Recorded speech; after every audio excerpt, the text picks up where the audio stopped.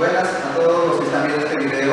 El día de hoy, nuestro grupo les trae el tema de las teorías sobre el origen del quechua y también su expansión.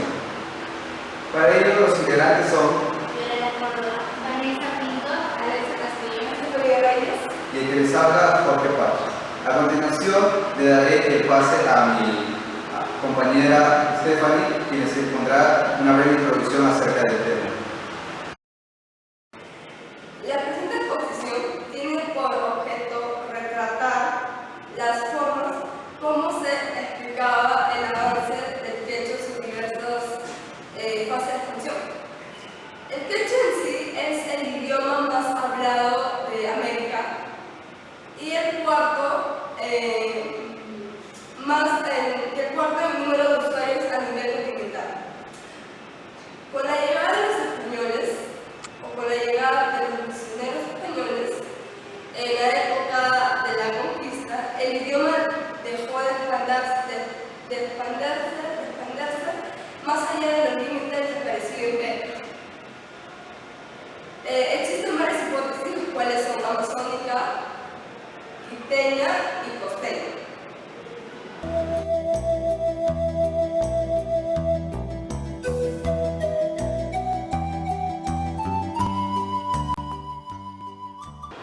Buenos días, yo voy a hablar sobre la teoría quiteña o ecuatoriana.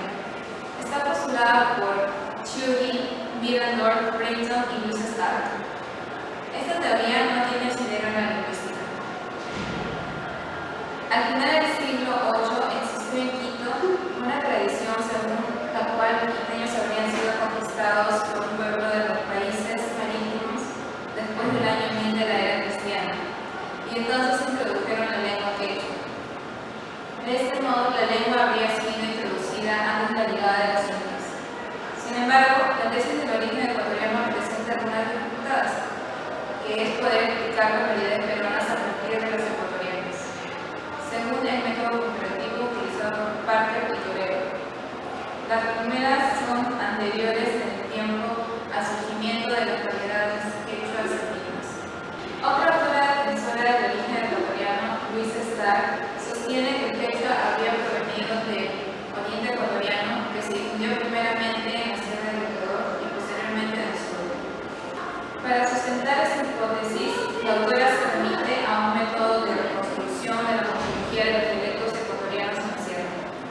En caso de 6 sufijos, llegando a diferenciar dos grupos dialectales, el ecuatoriano A, que presenta mayor fragmentación y sería nativo de la zona, y el ecuatoriano B, que es el descendiente del derivado por los incas. Para refutar esta argumentación, Palomino menciona el trabajo de Hartmann, quien rebate los argumentos lingüísticos y arqueológicos de Stark, al señalar que el corpus manejado es demasiado precario como para elaborar toda una hipótesis acerca del carácter más o menos arcaico de las variedades ecuatorianas A.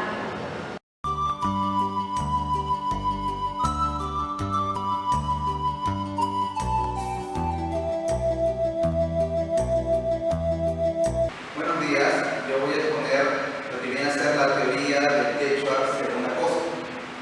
Esta idea de origen del quechua costeño viene dada la publicación en 1911 por el historiador peruano y también sacerdote Manuel González de la Rosa, quien, observando el argumento de Domingo de Santo Tomás en 1560, aparentemente la toponomía quechua costeña y la cusqueña eran algo distintas, ya que en la costeña el fonema L era variado en quechua cusqueño por el fonema R. Dado esto, se concluyó que se había hablado otra variedad de quechua, pero que había durado durante la dominación inca, que abarcaba las regiones marítimas. Esa lengua no podía haber sido introducida allí por los cusqueños, por lo tanto tenía que haber sido una presencia en el litoral, pero anterior al Tahuantinsuyo. Aparte de esto, González de la Rosa también asegura que la costa constituía incluso el territorio original del quechua. A inicio de la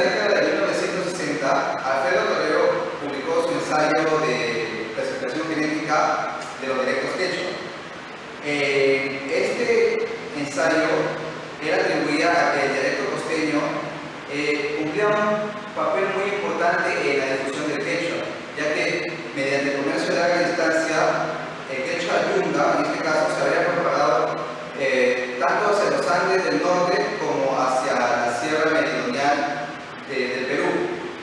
Es por esto que, en efecto, que durante el periodo intermedio tardío que abarca de 1000 hasta 1450, el poderío de Pachacamac, considerado como el quechua hablante, habría suscitado la difusión del quechua yunga hacia la sierra norte del Perú.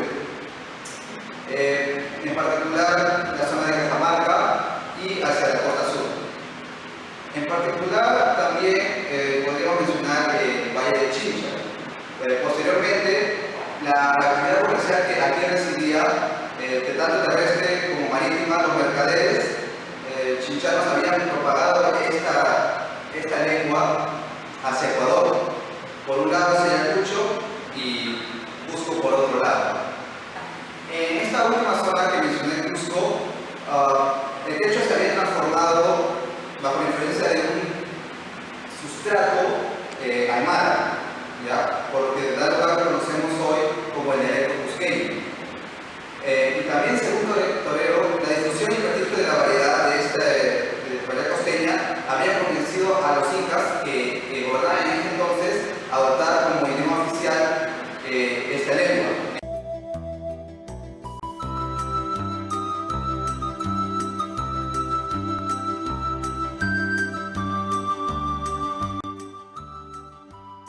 Buenos días, hoy voy a hablar sobre la teoría de la hipótesis amazónica del quechua. Esta hipótesis surge en 1976 y se la debemos a William Isbell, quien se basa en información de corte arqueológico y arquitectónico.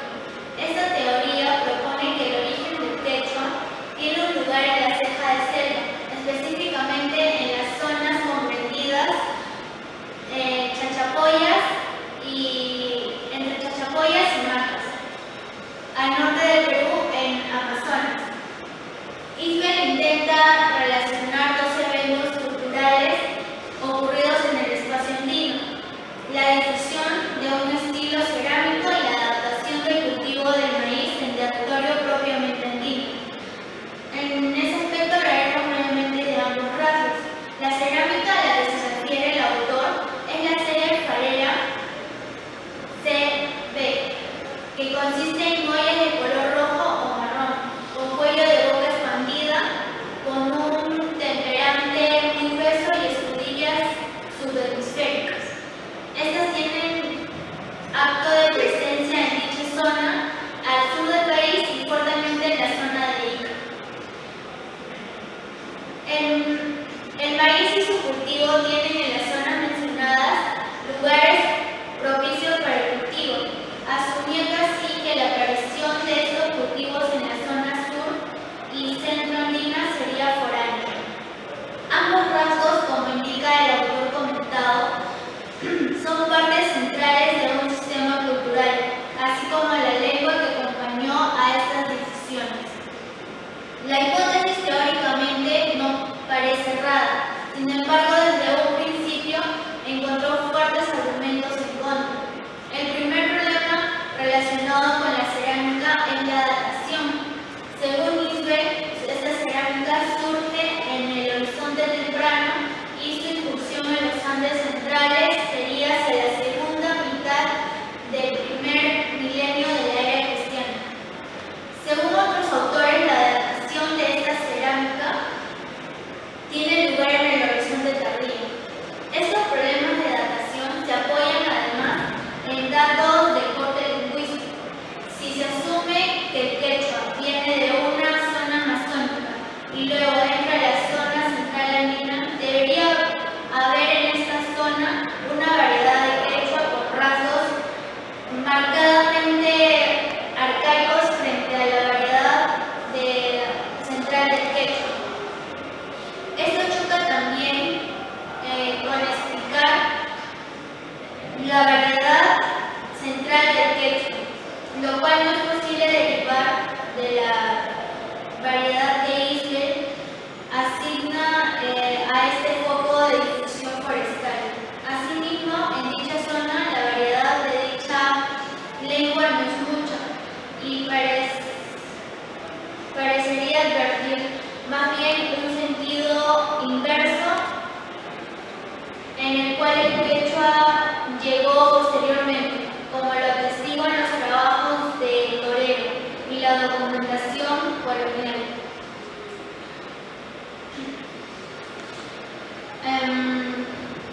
Principal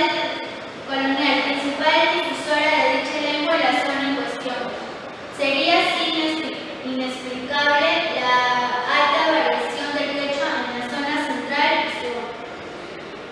Vemos entonces que esta hipótesis no se puede sustentar con claridad.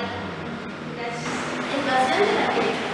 El quechua habría tenido su origen en una lengua de la región central y occidental del Perú.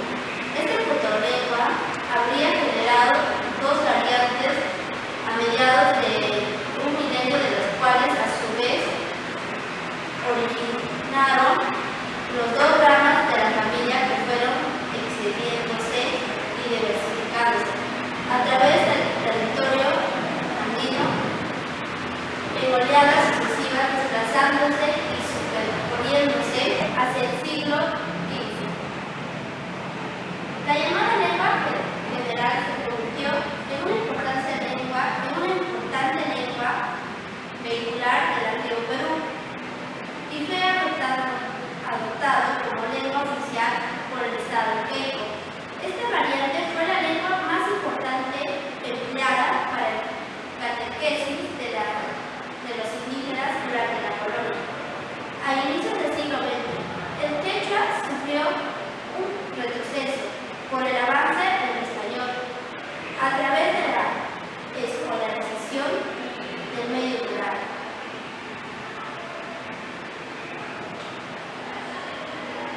En habla cotidiana es común mencionar el quechua como una lengua natural, a pesar de que las quechuas hablantes son conscientes de la diversificación interna del mismo. Comparando al de las lenguas fiscales o las lenguas romances, a mediados del siglo XVII quedó extendiéndose el mito de las formas diferentes de la quechua y el porte cosqueño. Ahora bien, las fases sucesivas del quechua implican mucho lo que es la eliminación de otras lenguas que ocupaban los territorios por aquel. Los territorios cubiertos actualmente por aquel. Sin embargo, siendo relativamente abundantes, las referencias a los distintos sustratos lingüísticos sobre lo que presentó el quechua en su última expansión, atribuía en el área inundada por la fase expansiva que resulta más vagas. Creemos que hay evidencias indirectas que señalan la presencia